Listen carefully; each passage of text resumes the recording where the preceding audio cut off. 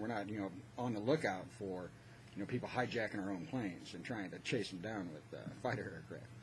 I mean, look at golfer Payne Stewart. He was one of my favorite golfers. I was sad to see him when he died. But his plane lost pressure, and it was just on autopilot. And it was going to crash once it ran out of fuel. It took him like 70 minutes to catch up to that plane. And you got... A freakish, fatal accident involving a Learjet flying across the country with no one in control. The plane was this 23-year-old Lear 35, and on board, Payne Stewart, one of the country's top golfers. This was him winning the U.S. Open this year for the second time. Flying with Stewart, 2 business associates and 2 pilots. Now, the plane was on its way from Orlando to Dallas when something happened shortly after takeoff. The plane veered off course and flew, apparently on autopilot, for 1,500 miles in a straight line. The jet ran out of fuel over Mina, South Dakota, and ABC's Dean Reynolds is where it crashed. Dean? Kevin, behind me here are the remains of the ill-fated jet, and I can tell you that there are very few recognizable airplane parts. It was about 12:25 p.m. Central Time when the plane crashed onto the Hoffman Farms cow pasture, ending its cross-country journey about a half-mile off County Road 15. People on the ground saw the doomed plane fly over as it approached the town of Mina. It had been flying erratically, and within a matter of seconds it corkscrewed and just went straight down. Others indicated it was not surprising that no one survived this impact. With the size of the hole, the force of that impact had to be phenomenal. Overstate how extremely fortunate it was that this plane came down where it did. After all, it crossed many of the nation's major cities in its cross-country odyssey, and it finally did crash in a cow pasture about a mile or so from any house and well outside a small town of only 35 people. Kevin? All right, Dean. Thanks a lot. Dean Reynolds in South Dakota tonight.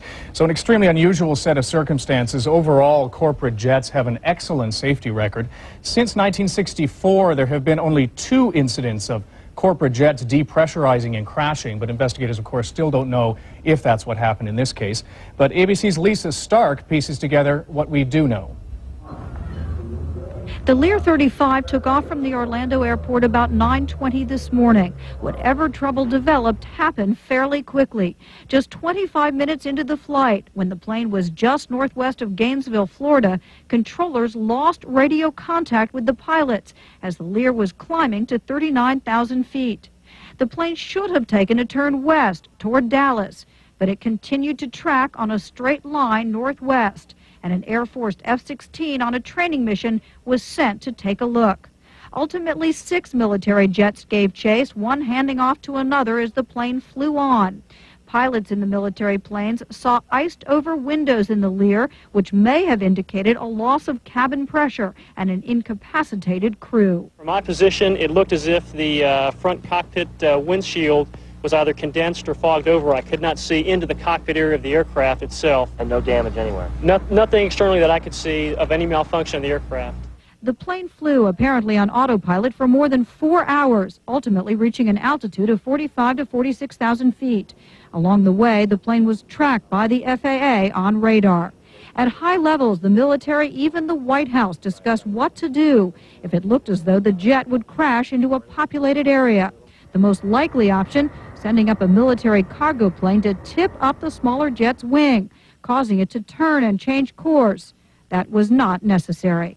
Investigators with the National Transportation Safety Board are heading to the crash site.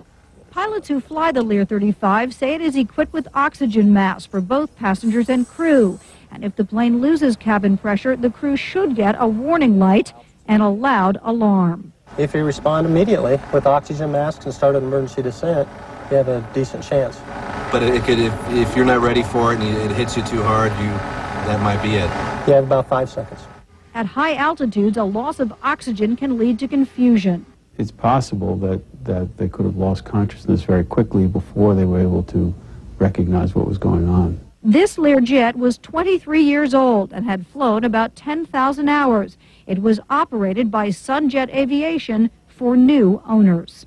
We look forward to answers as to why a fully certified and maintained Lear 35, piloted by 2 professional pilots, would crash in the manner we understand occurred. And we have late information from government sources that this plane was vacillating wildly as it flew through the air, porpoising between 22,000 and 51,000 feet. Kevin?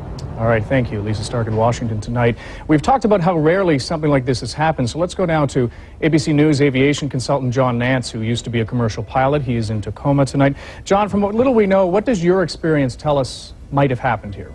Well, I think by at least one order of magnitude, Kevin, the most likely scenario, and of course we don't know the answers, but the most likely scenario is what we call hypoxia. In other words, there's a rapid depressurization and immediate need for oxygen. For some reason, the pilots could not get that. Now, maybe they put their mask on and the oxygen wasn't flowing. Maybe they were too slow in putting their masks on. But if this occurs above 35,000 feet, your useful consciousness time is between 5 and 10 seconds, and that's not a lot of time to fool around. So what could account for the fact that they weren't able to do that? Well, it could be a number of things. It could have been that the oxygen system was inadvertently left off. It could have been that it blew out with whatever caused the depressurization. It could have been the masks were not hooked up. There are numerous things. It's very seldom, in my experience, that professional pilots, as these two obviously were, would not be able to immediately get that mask on because you're trained to do it, and you're trained to do it within about 2 seconds. All right, John, thanks very much. John Nance, our aviation expert from Tacoma tonight. As we said, 5 people were on board that plane. 2 of Payne Stewart's business associates, Robert Fraley and Van Arden, were also killed, along with 2 of the plane's pilots. Payne Stewart will be remembered as a gentleman and a great champion. There was no mistaking Payne Stewart on the golf course. He never played without his trademarks, the old-time knickers and those hats, which, off the course, are part of the Payne Stewart line of clothing. And there was no mistaking his success on the golf course. Stewart had won 11 tournaments on the U.S. Tour and 18 in all during a 20-year career, which included the PGA Championship in 1989 and the U.S. Open twice, in 1991 and again this year. What a finish it was. It all came down to this 15-foot putt on the final hole at Pinehurst, North Carolina. Stewart made what would be the longest winning putt in the 99-year history of the U.S. Open. What happened last year at the U.S. Open, you know, everybody, oh man, what a great try, you know, great try. Well, I didn't want to hear that today. It punctuated a remarkable comeback from a long drought which Stewart suffered through most of this decade. Payne Stewart was an All-American at Southern Methodist University in Texas before turning professional in 1979. Today, he was on his way back to Texas for the Tour Championship. A memorial has been placed in his parking space. Stewart is survived by his wife, Tracy, and 2 children. Payne Stewart was only 42. And a family friend read a statement from the family today saying that the Stewarts appreciate the love and kindness shown by their friends and asked for prayers for the families of the other 4 people who were also killed. When we come back,